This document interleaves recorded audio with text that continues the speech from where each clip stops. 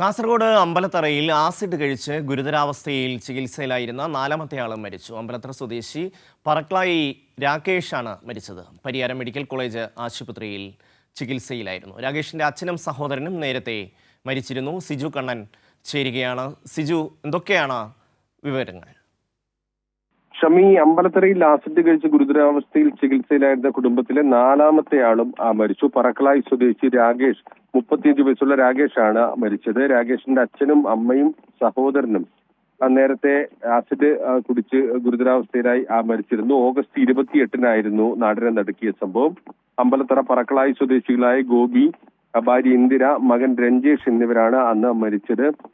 വീട്ടിലുണ്ടായിരുന്ന 4 പേരും rubber sheet നിർമ്മാണത്തിൽ ഉപയോഗിക്കുന്ന ആസിഡ് കഴിച്ചതായാണ് വിവരം. പുലർച്ചെയോടെയാണ് നാട്ടുകാർ ആ വിവരം അറിയുന്നത്. ഒരു ബന്ധുവിനെ വിളിച്ച് ഇന്ന് മരിച്ച രാകേഷ് ആരോഗ്യ പ്രശ്നങ്ങളുള്ളതിനെ തുടർന്ന് ഛർദിയിൽ ഉണ്ട്, വീട്ടിലേക്ക് വരണമെന്ന് പറഞ്ഞെത്തിയപ്പോഴാണ് ഇവർ ആസിഡ് കുടിച്ചതായി വ്യക്തമായത്.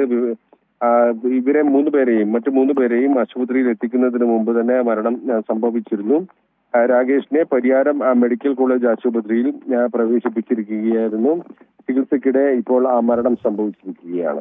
സാമ്പത്തിക പ്രയാസമാണ് ആത്മഹത്യയിലേക്ക് നയിച്ചതെന്നാണ് പോലീസിന്റെ പ്രാഥമിക നിഗമനം ഉണ്ടായിരുന്നത്.